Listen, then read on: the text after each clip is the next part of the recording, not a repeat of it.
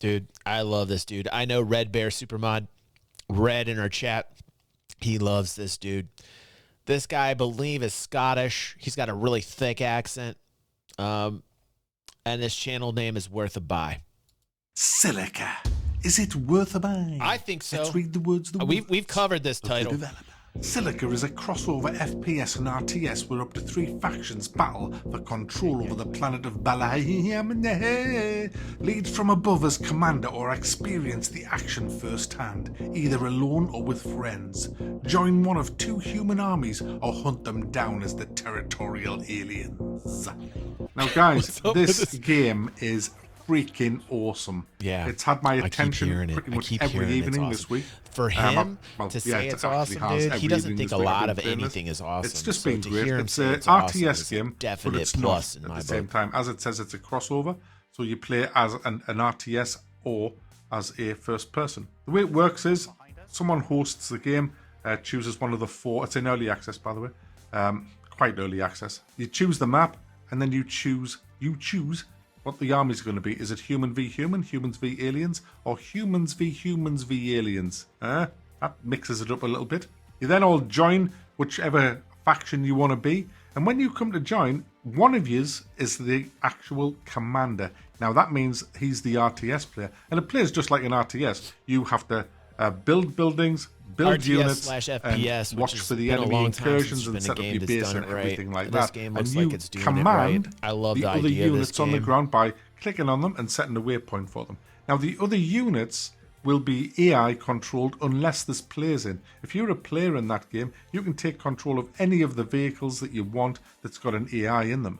So if you need a missile tank, you'll just tell the commander, I need a missile boat, and he'll build a missile boat. You go and get in it, and then off you go. Or the commander who sees way more of the battlefield from his bird's eye view, he might select a few units and say, right, I want these all to go there. So you get a waypoint on your screen, and you head up there. And guys, the attention to detail in this game, bearing in mind it's been created by one guy, but Bohemia Interactive are publishing it now. So we'll see where this goes. I'm sure there'll be more people working on this now because it's hugely popular on Steam. There's tons of people bought it. It's currently very positive, and that's because it's fucking awesome. That's why. There's nothing like this that I've played. There's a few games tried to do this, but nothing like he loves it, which is high praise for this game. Sublime when you're playing it. It's just there's a lot wrong with it, which I'm going to come to, but there's so much more right with it that you can really be positive about feeling that this game's going to be an absolute banger when it comes out. For example, the harvesters. The pathfinding on the AI is absolutely atrocious on the harvesters. I mean, if you put the harvest station too close to another building, it does like a 1,000,000-point turn, just a freaking turn to get it in there. But if you put it out in the open, it's pretty good, and the AI will go and farm all the... I nearly said Tiberium there, or spice, because it looks very much like Dune. But there's resource fields out there, and the harvester goes and does that. But he's the great thing, guys. You can get in that harvester as a player, and the way you get in is so cool. You go underneath it, and you press use on the bottom, and this drawbridge kind of door comes down. You run up these steps, you get inside, and then inside you go up a lift, round some railings that get you on the outside of the actual harvester, up across the top and into the actual driver's seat, and you can efficiently mine way better than the AI to boost your resources for your commander to build more defenses, vehicles, and stuff like that. So it's very handy if you've got a decent amount of people on your team to get in a harvester and do this very early doors to get a bit of an advantage on the resource gathering. You would get an advantage now, by having a human player in one of these bad boys you started researching, you who is serious about mining. Vehicle factories, God, I love the potential. Super heavy vehicles, ultra heavy vehicle factories. So I guess my question is, what is the cap? Like, what's the player cap on a game like this and per team? You know, because I think the more the merrier, man. You can take control of units. You can drive inside of these units and take over the AI. And essentially just have these experiences that are just this mind-blowingly fantastic, so tactical. Oh, that's awesome. Oh my God, that's awesome. That's awesome. Superman Red telling us you can get up to 64 v 64, man. That's wow. Yeah, I got to play this. I got to get this and play this one, man. Whatever the hell they're called. That's cool. And you can roll out a whole load of shit as the human plays. This. You've got real tanks, hover tanks, called Silica armored quads. You've got fast quads. I've got some on the channel. Detox has a channel devoted to Silica. Great fun. And you just type up Silica on DG260 and you'll find those. It has a day-night cycle. And there's an actual commando player. I got like 2 or 3 videos devoted to it. You can be a rocket grenadier, sniper, or whatever, and you can just get in the vehicle, drive along, get out wherever you want, do some pot shots or whatever you want. So there's so much that's great. You to can do get in in the this vehicles. Game. But when the night comes and you see your tanks flying across the plains in formation with other players heading for an assault on the enemy base, it is just awesome. It's just so fucking good to see all this. It looks fantastic, and when the tracers light up the sky, and then you get incoming coming back. It looks a little rudimentary right there to me, in my opinion. This game, the immersion I like the lighting though. It's just I like the lighting. Off the scale, guys. Absolutely off the scale. You play the aliens as well. They're like the Zerg of StarCraft. But they for one guy to do this, holy God. God. Infrastructure, obviously, to the humans in lots and lots of different units. Yeah. From huge Goliath, like beast Starship bugs Troopers, right? That will crush light vehicles, to scorpions. You can burrow underground in the little crab units. There's just so much there, but I do feel that the aliens are a little bit underpowered at the minute. The game needs a lot of balancing. This is awesome. But, it's in early access, the explosions so, look decent too. It's going to get loads and loads and loads of quality of life. There's a roadmap just come out, which looks he put a damn roadmap impressive out? Of what they're going to add to this game over the course of the early access. It's only $20 right now. I cannot wait to see this game just develop more and more. That's and more. Cool to know. Red Bear says that they're not underpowered aliens. Well, I'm going to tell you what I think's wrong with it at the minute. The first thing it needs is formations, so that you can group AI units together and they'll all move at the same speed, the speed of the slowest unit. That's absolutely essential. Ashes of the Singularity did that fantastic with the army button, where you can just create an army and they all get into formation and just go with the slowest unit. It needs something like that.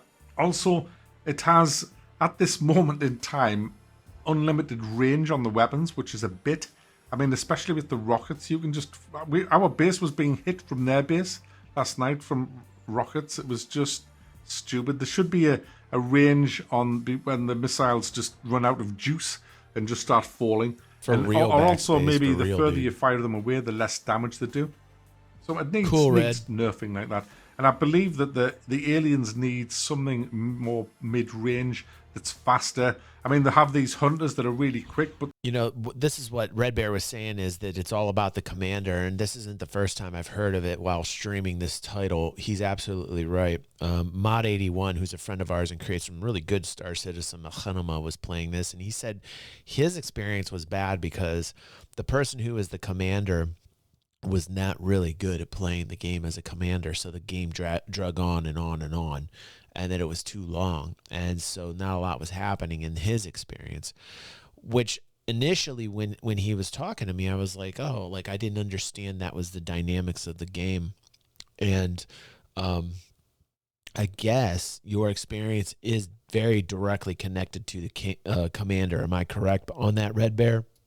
The useless, they couldn't even scratch my back, let alone kill anything. Absolute rubbish unit. They need a massive boost.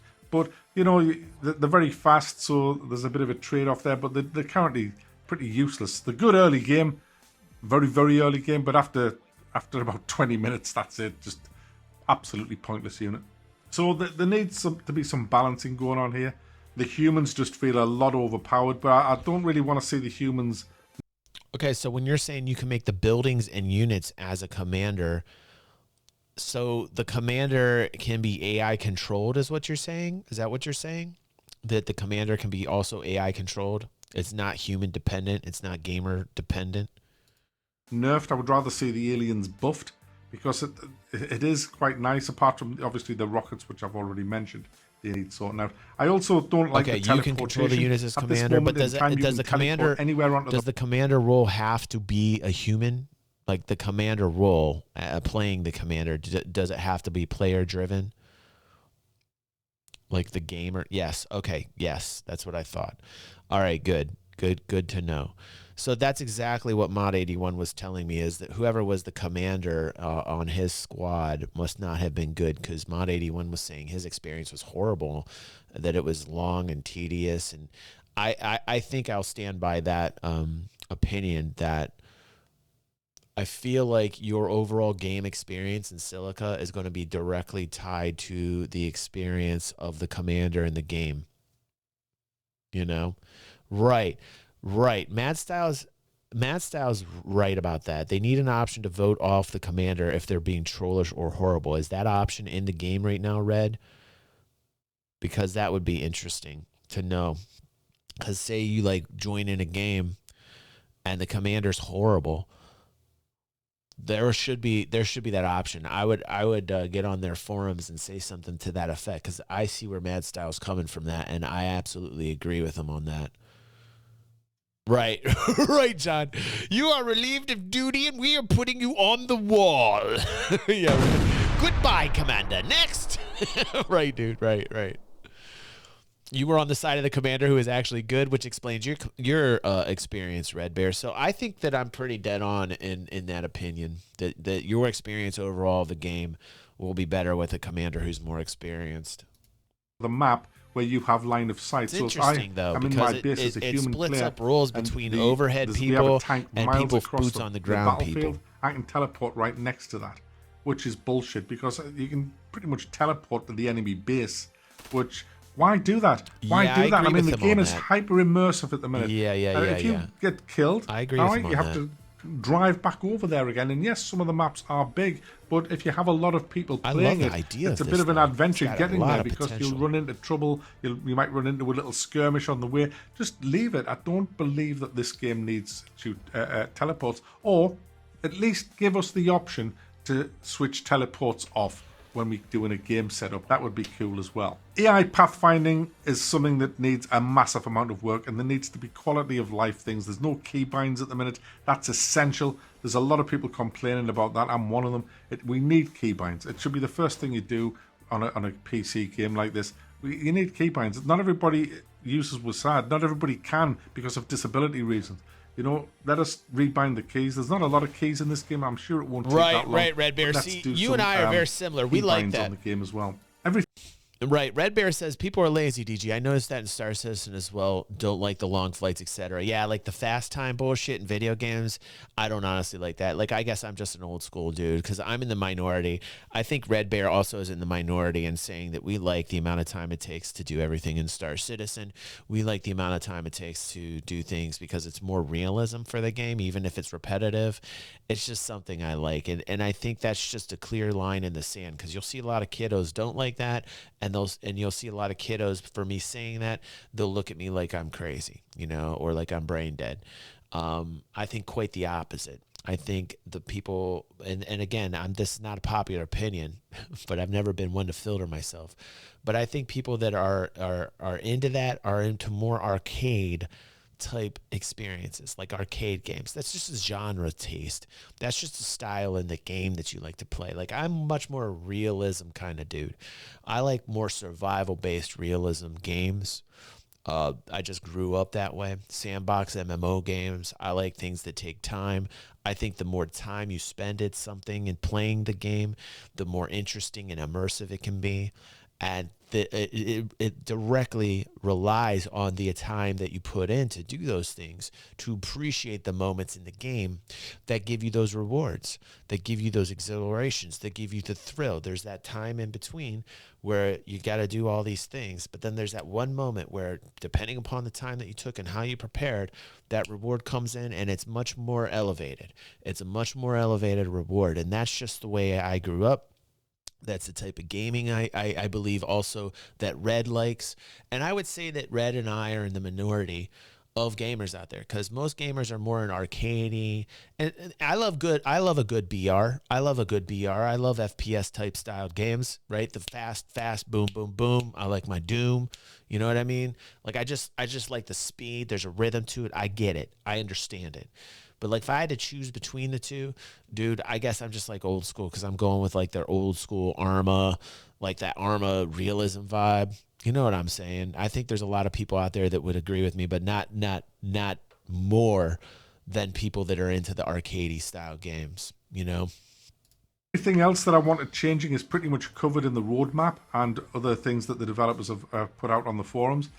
So I'm not going to go into too much detail with that, but there is problems with the game. There is a few frame drops in the game as well, and a lot of the time when I'm playing it, I get very low frames a second. You don't feel it that much until you get a big frame drop, but it still needs. Yeah, the old games are deep because like they had that level good massively outweighs the bad. Difficulty, it's a highly immersive experience, really good fun. Even if you can only get they might have been simple, but they were hardcore rules, man. Like like a lot of the gameplay back because of the technology in those days. You were limited on what you could code in to the game. So it was simple in that respect, but the level of complexity on the older games was in the rules. The rules were like, hey, bitch, if you die twice, you're starting the whole thing over. There's no continue. Like, you had to go like completely hardcore mode to get to the end of anything. On solo play games, that's the way it was. That's the way it was. Also, going into the 90s, there was a company called 10 Network, and they had a subscription, one of the first subscription game-based models, and they had Duke Nukem on there. They had Command and Conquer on there. They had Masters of Orion 2 on there. They had a whole bunch of really cool titles on this, and you paid like a $10 subscription fee a month, and you went with your dial modem. You dialed up, you hooked up into the 10 network, and then you played those games. And it's very early in gaming, going from console to the 90s PC. And in those 90s PC games, the simplicity of design leveled up a little bit, but that core fundamental hardcore element to the games from the 80s was still existent in that 90s flavor in the PC. And that's why I switched from console to PC in the 90s. And I just never looked back, dude, because I just knew where it was going. I was like, it's going to be PC gaming. There was a time where people would laugh at me for that. I remember in the 90s saying PC gaming's where it's going to be, and everybody was laughing. They were like, you're crazy. And I just saw the evolution of the PC. I saw where it was going. It was going to continue to get better. And I saw that, for the ultimate gaming experiences, the PC was where you were going to find it. You weren't going to get it in the consoles at all. Now, nothing against consoles. I've had a lot of console experiences that have been like absolutely fantastic. Primarily Final Fantasy on the PlayStation. I remember the first Sega Genesis. Holy shit, that was great. You had the CD. It came with Altered Beast. Like, that was beast mode. I love that. So consoles got its place for games that obviously I love. But when I hit that PC, there was no turning back. That PC, and I knew it, and people laughed at me. They were like, DG, you don't know what you're talking about. It's always going to be consoles. It's never going to be PCs. And dude, even back then. I'm in a fountain. Even back then. Altered Beast, Limitless. You remember that shit? DY says 99 is the golden age of modern day human civilization. What's up, DY? Welcome back home, man. Yeah, the 90s, dude. The 90s were where it was at, man. I mean, like, that was great. And like Backspace was saying earlier, like, even though that had that simplicity, there was that level of complexity to it where those rules were just so hardcore. Gotta respect that. For people together, it's good fun. But there's games out there with 30 players in. There's no voice comms yet in the game, which is a bit of a shame. But it's definitely worth a buy this. Definitely worth picking up. Diving into a game, you'll have a blast with it if you can overlook the clunky earliness that this game is currently in. I should mention that it also has single player. You can play again as the commander, or you can play as one of the units. But I know where'd you guys go shopping in the 90s for your PC games? I can tell you where I went for mine. Fulfilled. Where I got Wing Commander at. I can tell you where I got Wing Commander at. I can tell you where I got Wolfenstein at. I can tell you where I got Doom at. It was Babbage's, man. I don't know if you guys remember in the 90s, but Babbage's, man, that was the PC gaming mecca of the 90s, dude. You would go to Babbage's, and you would look at the new titles, man, and you would have the best time at Babbage's. They put them on those little lucite plaques, man, and they'd set down the big old boxes there, man. It was like an upgrade on Dungeons and Dragons, man. It was like, holy shit, Dungeons and Dragons, but in the PC world, now I can grab this shit, and I could put it. I remember my dad got Wizardry. That was a great game. Man, when they colorized and they upgrade wizardry, man, that was awesome, dude. I remember Secret Weapons of the Luftwaffe. Whew, that game, Pacific Aces. Oh, damn, man. There are so many good titles from the 90s. It's absolutely ridiculous. I could spend all day telling you my favorite jams, but Babbage's is where I went. Radio Shack, DEFCON says Radio Shack, man. It's not new Babbage's, Aether. It's not new. No, it's not new Babbage. No, dude. Yeah. No, they actually had a store. It was called Babbage's, dude. I remember that. That was some of the best times of my life walking into that store. When I walked into that store, extreme bad. I was coming out with a title, man. I was coming out with a new PC game. All my friends thought I was crazy. They're like, "Oh, why are you doing PC, man?" I think at the time it was like Super Nintendo. Sonic was real hot with the Sega Genesis. And I'm busy buying like Wing Commander, stuff of that nature. And none of my friends even got it. They didn't even know what was going on, man. People who rock the old school Commodore 64s know what I'm talking about. Can I get an amen, man? You guys know what's up. I never had a Commodore. Listen, I had to go over to my friend's house, Dave's, who I still talk to this day, man. We just got some beers last month. We were chilling out together, and we grew up together. And he had the Commodore 64 in the neighborhood, dude. And I would go over to his house, and he was older than me. And he'd never let me play the goddamn Commodore 64. Oh my God, this dude, he was like 14 years old, 15 years old, man. And I think I was like 8, 9 years old. And I'm like, "Come on, Dave, let me play the Commodore 64. Let me play it." And he'd be like, "No, man, no, you can't play. I'll maybe let you play if you like do something." Like I had to do some type of chore to do it, man. He was like a bully. Fuck you, Dave. No, I love Dave. Dave's a cool dude. He's still a bully.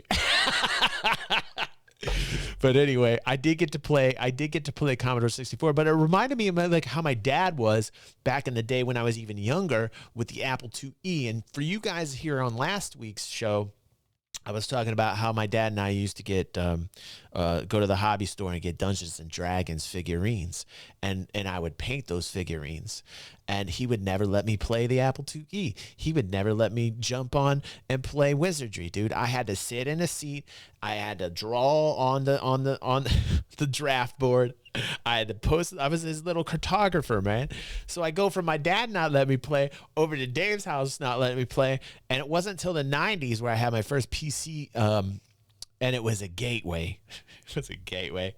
Coming a big. The box of a Gateway.